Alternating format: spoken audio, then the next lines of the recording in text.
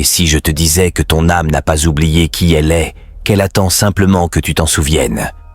Il existe une technique ancestrale passée sous silence pendant des siècles, crainte par certains et protégée par quelques-uns.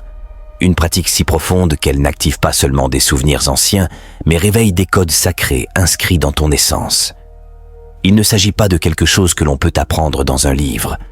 Nous parlons d'une vérité qui se reconnaît depuis les cellules, depuis l'âme. Ce n'est pas une métaphore. Tu as vécu auparavant. Tu as ressenti la divinité dans ta chair. Tu as marché avec sagesse en d'autres temps. Et cette sagesse vit encore en toi. Mais la vie moderne, le bruit constant, la programmation collective ont obscurci ce souvenir. On t'a fait croire que tu n'es qu'un corps, un esprit limité, une histoire avec un début et une fin.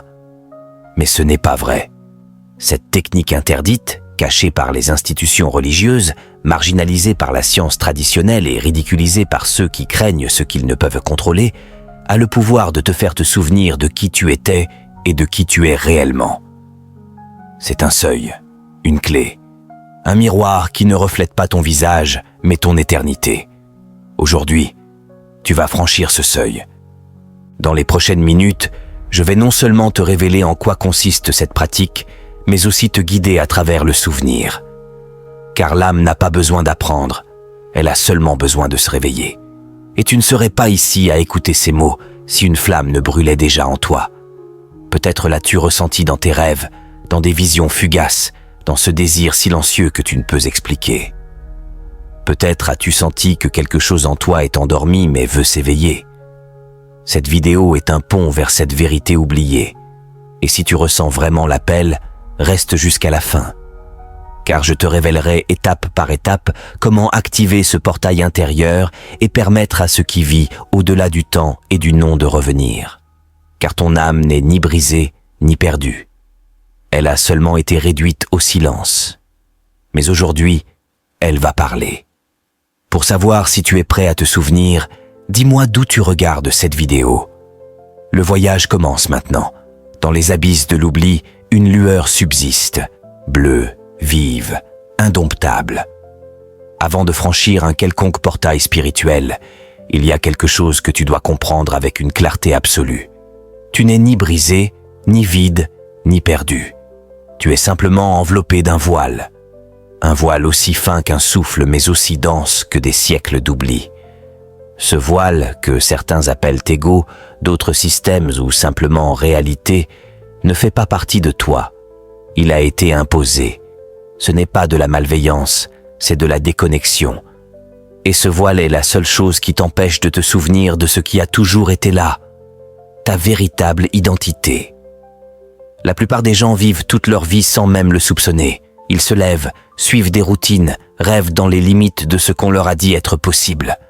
Et quand la voix de l'âme murmure, ils s'empressent de la faire taire. Car il est douloureux de se souvenir quand tout autour de toi insiste pour que tu oublies. Mais tu n'es pas ici par hasard. L'âme ne cherche pas du contenu, elle cherche l'activation. Et si tu regardes cette vidéo, c'est que quelque chose en toi se fissure, non de douleur, mais dans la révélation. Tu franchis le premier seuil, celui de l'appel intérieur. Ce premier pas n'est pas extérieur. Il ne s'agit pas encore d'une technique, d'un mantra ou d'une posture. C'est une reddition silencieuse, une acceptation radicale qu'il y a quelque chose de plus. C'est dire à ton âme, « Je suis prêt, parle-moi ». Et crois-moi, quand tu le fais avec sincérité, l'univers entier commence à se reconfigurer. Dans de nombreuses traditions anciennes, des Védas au gnosticisme, on parle du souvenir sacré. Le Bhagavad Gita l'appelle la mémoire de l'âme. Dans les textes gnostiques, Jésus enseigne non pas à croire, mais à se souvenir. Celui qui se connaît lui-même connaîtra le Père, dit-il dans l'évangile de Thomas. Ce n'est pas du dogme, c'est de l'activation. Et comment se produit ce premier réveil? Par des signes pas grandioses, pas spectaculaires, mais indéniables. Tu commences à sentir que le monde quotidien ne te suffit plus. Tu ressens une nostalgie pour quelque chose que tu ne peux nommer. Tu vois des schémas se répéter comme s'ils faisaient partie d'un rêve. Tu perçois que tes pensées créent des réalités, que tes émotions façonnent ton corps et qu'il y a une intelligence invisible qui murmure derrière chaque événement. C'est l'âme qui appelle, et quand tu l'entends, le dévoilement commence. Tu commences à ressentir non pas des émotions désordonnées, mais une présence en toi. Et c'est là, à ce croisement, que naît le besoin de se souvenir. C'est comme si quelque chose en toi frappait de l'intérieur les murs de l'oubli et criait « Je suis là ». C'est alors qu'apparaît la technique, mais pas comme une formule rigide. La technique interdite qui fait que ton âme se souvient de qui tu es est avant tout un acte de présence radicale. C'est une manière d'être qui dissout le voile. Et tout commence par le silence. Pas le silence extérieur, mais le silence du jugement, le silence de l'attente, le silence du personnage. Quand tu es dans ce silence profond, tu commences à remarquer quelque chose qui était caché, une fréquence qui ne vient ni de la pensée, ni du corps, ni même de l'émotion. C'est une fréquence qui te reconnaît, qui ne vient pas de l'extérieur, mais de l'éternel en toi. Jacobo Greenberg, l'un des scientifiques les plus audacieux du XXe siècle, l'appelait la lattice, un réseau de conscience qui soutient tout. Il affirmait avec une conviction totale et un soutien empirique qu'il est possible d'entrer en contact direct avec ce réseau, non par la technologie, mais par le champ neuronal modulé par une intention pure. En d'autres termes, se souvenir, c'est s'accorder. Et pour s'accorder, il faut utiliser l'instrument le plus puissant dont tu disposes, ton attention. L'attention soutenue, focalisée, sans effort, c'est le premier pilier de la technique, car ce que tu observes s'éveille. C'est pourquoi, lorsque tu portes ton attention sur ton cœur et que tu y restes sans analyser, sans contrôler, tu commences à percevoir ce qui a toujours été là. Une mémoire vivante, une voix sans mots, une certitude sans explication. C'est ton âme qui s'active. Ce premier pas, bien que beaucoup le sous-estiment, est le début de toute transformation profonde. La reddition à l'appel intérieur et l'activation du souvenir sacré à travers l'attention et le silence conscient. Ce n'est pas la fin, c'est le début. La porte s'est entr'ouverte. Maintenant que l'âme a été convoquée depuis le silence, il est temps de franchir le seuil, là où la perception ordinaire se dissout et ce qui semblait être de l'imagination se révèle être la vérité. Car c'est ici que commence la technique, celle qui a été réduite au silence, ridiculisée, cachée par des systèmes qui craignent l'humain qui se souvient de son pouvoir. Quelle est cette technique interdite ? C'est une combinaison précise de 3 éléments. L'attention soutenue, l'émotion élevée et la visualisation cohérente, mais pas comme une routine mécanique, c'est une alchimie intérieure. La science moderne commence à l'entrevoir. Le docteur Joe Dispenza a démontré, grâce à des scanners cérébraux et des mesures de champs électromagnétiques, qu'une personne en état de profonde cohérence cardiaque, c'est-à-dire alignée émotionnellement, mentalement et spirituellement, peut altérer sa biologie, son environnement et même manifester de nouvelles réalités depuis le champ quantique. Mais qu'est-ce que cela signifie pour l'âme ? Cela signifie que lorsque tu unis ton intention mentale, ce que tu choisis de voir, à une émotion élevée, ce que tu choisis de ressentir, et que tu maintiens cela dans un champ d'attention profonde, tu te connectes à la vérité la plus profonde de ton être, tu actives les mémoires endormies qui résident dans ton champ énergétique. Cette technique était pratiquée dans son essence par les anciens Égyptiens, dans les écoles des mystères, par les yogis tantriques, par les sages hermétiques et les mystiques gnostiques. Ce n'était pas une question de prières automatiques ou de rituels vides. C'était une science spirituelle. Imagine ceci. Tu es assis en silence, la colonne vertébrale droite, les mains sur la poitrine. Tu respires profondément et tu portes ton attention sur ton cœur. Tu sens comment il bat, comment il s'étend, comment il s'illumine d'une énergie subtile. Puis tu évoques une émotion, gratitude, amour, compassion, non comme une pensée, mais comme un courant qui traverse tout. Ensuite, lorsque cette émotion inonde ton corps, tu visualises. Mais voici le secret. Tu ne visualises pas ce que tu veux avoir, mais ce que tu es lorsque tu l'as déjà. Tu ne vois pas l'avenir comme quelque chose de lointain. tu l'incarnes comme un présent absolu. Si ton âme est libre, tu te visualises vivant cette liberté. Si ton âme est abondance, tu te sens être cette abondance. Il ne s'agit pas de demander à l'univers, mais de te souvenir que tu es l'univers qui se demande lui-même. C'est le deuxième pas de la technique, l'activation de la mémoire quantique. Et ici entre en jeu une loi oubliée, la loi de la cohérence intérieure. Lorsque ta pensée, ton émotion et ton intention sont alignées, elles créent un champ électromagnétique si puissant qu'il commence littéralement à modifier le champ quantique autour de toi. Ce n'est pas une théorie. L'Institut HeartMath l'a prouvé scientifiquement. Le cœur humain génère un champ des milliers de fois plus puissant que celui du cerveau et, lorsqu'on atteint la cohérence cardiaque, ce champ s'étend et harmonise tout autour de lui. Et sais-tu ce qui se passe lorsque tu maintiens cette pratique pendant plusieurs jours, semaines, mois? Ta perception commence à changer, mais pas seulement.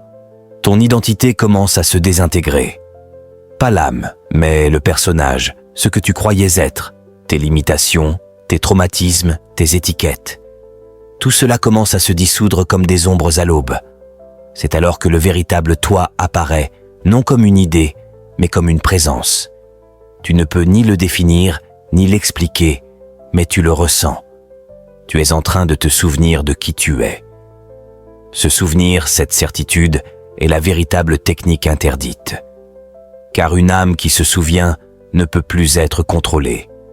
Une âme qui se souvient agit depuis la liberté, aime sans peur, crée sans limite, et sa seule présence transforme l'espace où elle se trouve. Ce deuxième pas est une pratique. Il ne suffit pas de le comprendre, il faut le vivre. Consacre chaque jour 5 minutes à cette syntonisation. Attention au cœur, émotion élevée, visualisation cohérente. Tu verras le voile tomber couche après couche. Tu verras que le monde n'est plus une prison, mais un miroir. Et dans ce miroir, tu verras ton vrai visage, celui qui a toujours été là derrière tous les masques, l'âme qui s'est réveillée à nouveau. Tu as senti la vibration, tu as franchi le seuil, tu as commencé à te souvenir. Et maintenant, que se passe-t-il? Quand l'âme s'éveille, plus rien ne reste pareil. Ce qui semblait important s'évanouit.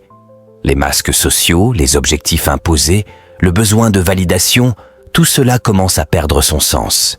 Car lorsque tu te souviens de qui tu es, tu ne vis plus depuis le manque, mais depuis la vérité, depuis la source. C'est le troisième et dernier pas de la technique. L'incarnation consciente de l'âme retrouvée. Il ne suffit pas d'avoir un moment de clarté. Il ne suffit pas de ressentir la connexion une seule fois. Le véritable pouvoir réside dans le fait de ramener cette conscience supérieure à chaque acte quotidien. C'est l'initiation la plus difficile, mais aussi la plus transformatrice. Vivre comme si l'âme guidait chacun de tes pas. C'est ce qu'ont enseigné les grands avatars de l'histoire.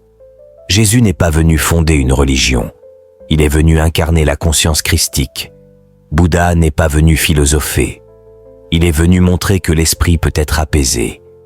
Krishna n'est pas venu parler du devoir, mais révéler que chaque action peut être offerte à l'âme. Tous se sont souvenus, et c'est là que la technique interdite atteint son apogée. Le véritable secret n'est pas dans la visualisation, ni même dans l'activation énergétique. Le véritable secret est celui-ci. Vivre comme si tu étais déjà l'âme qui se souvient, parler comme elle, aimer comme elle, décider comme elle, interagir avec le monde comme le ferait l'être qui habite ton centre, cet être éternel qui n'a besoin ni d'approbation ni de permission, car il est déjà la totalité. Mais attention, au début cet éveil peut ressembler à un tremblement de terre. Ton entourage peut résister.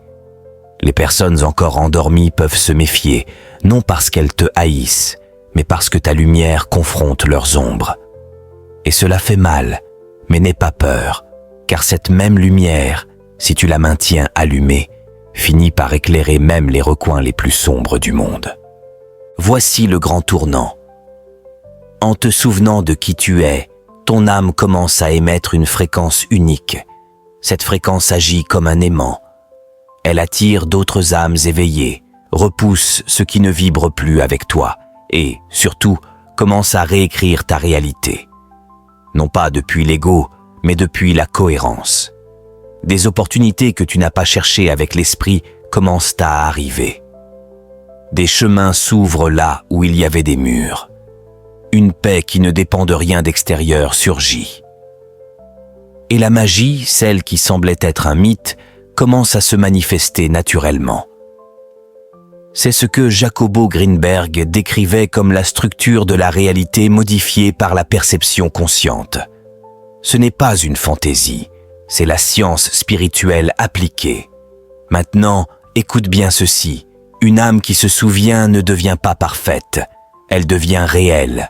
Elle pleure mais avec compassion. Elle tombe mais avec humilité. Elle aime mais sans posséder. Elle sert mais sans se sacrifier.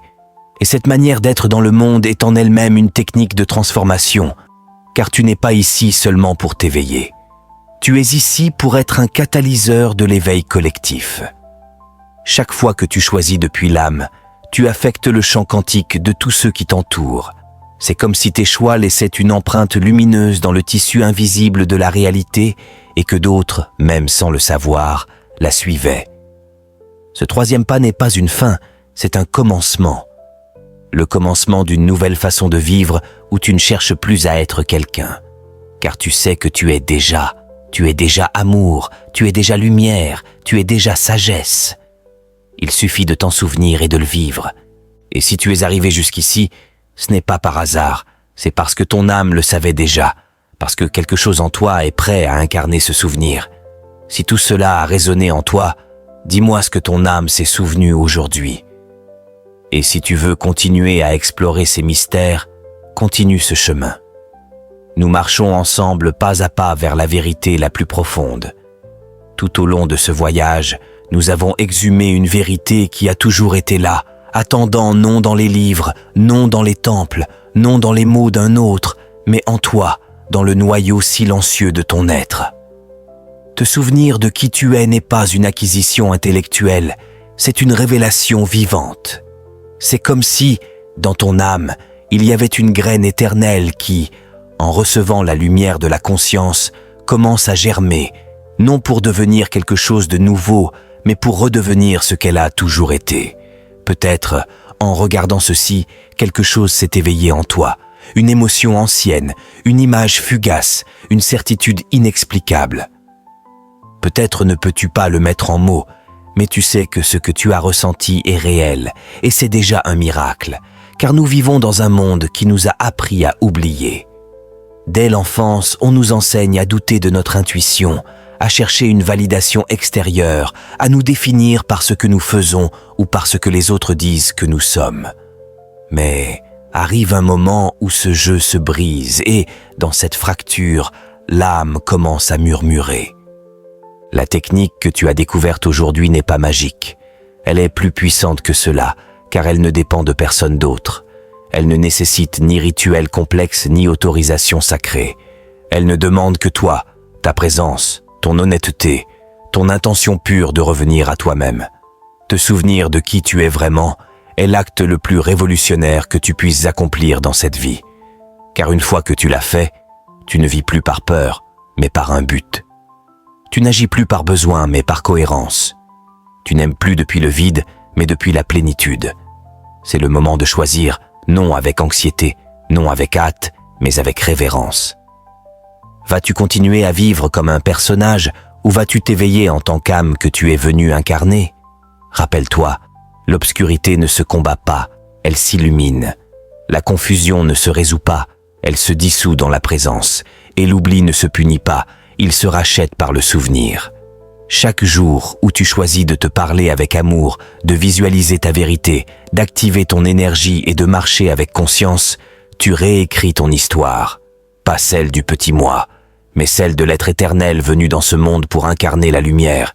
Tu n'as besoin de personne pour te le confirmer. Ton âme le sait déjà. Et maintenant, toi aussi. Amen.